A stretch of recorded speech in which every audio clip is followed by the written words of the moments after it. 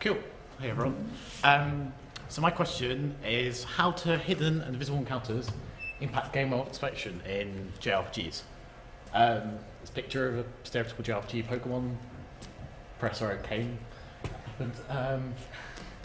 Cool. So JRPGs, well, RPGs in general are usually tend to be fantasy based, large open world games.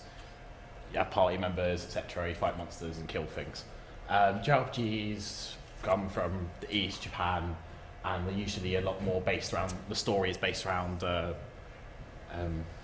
party of characters rather than just a single character, and Western RPGs tends to be that your choices impact stuff. JRPGs, the story tends to pretty much stay the same, with maybe multiple endings, whatever.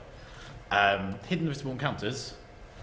Visible encounters where you can see the person on the screen, like the big turtle thing in 28, or things in Zelda, or that little rat there, and encounters either happen when you see them and you fight them, or you run into them and you get taken to a separate battle screen and you fight.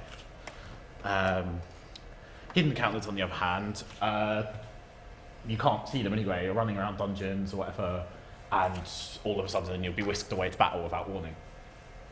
And the reason I looked at this is because when I play games with random battles, hidden encounters, I tend to get quite frustrated and didn't think I explored as much, because I'd be like, oh, I know that's the way out there, I know there's a chest over there, but I don't know how many things I'm going to have to fight, so that's annoying. So I wanted to see how that would impact people's exploration, hence I made this dissertation.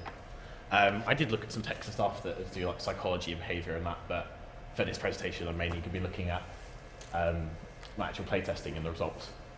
So playtesting, I had 3 dungeons. The fire and the water dungeon at the top were the first 2, which were the exact same dungeon but flipped, as you can see, with just different theme. The fire dungeon had hidden encounters and the water dungeon had visible encounters. And basically they were different enough so that hopefully people wouldn't notice they were the same dungeon but had to be kept the same for testing. And people played through and I wanted to see how they explored and whether they went down optional paths or whatever. And in all 3 of these dungeons, there's text files down there, so I didn't just have to watch them. Everything was outputted, so I could look at it like quantitatively. Yeah. Okay, and then the 3rd dungeon, after having played through them ones, I had them make a choice, like a subconscious choice. So the fire had become associated with hidden encounters, and the water had become associated with visible. So I had that clear choice there and had people choose which encounter type they preferred.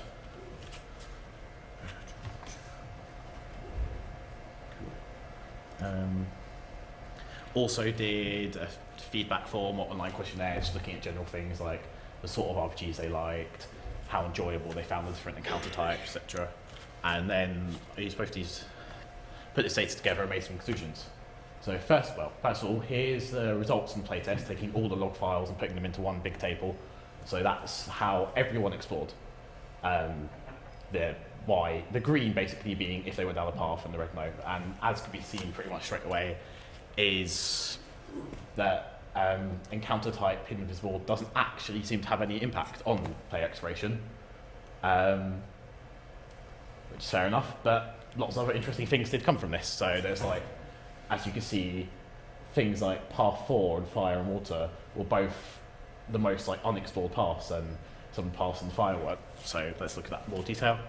So this was a design dungeon. So paths 4 there in the fire and ice were like the most unexplored paths, and I'd say this is because simply because they look too much like main paths. So if people chose the path wrong and they went down it, they if they got the right one, they stuck with it, rather than going back and checking if the chest was there. And also a few other design things. So in the last dungeon, paths 2 and 5 were the most unexplored, and as you can see, 2 and 5 were the ones that were actually I didn't actually explain that. In the final dungeon, when you've made your choice, there are actually paths of opposite choice type in there to see how people still feel comfortable exploring once they go through.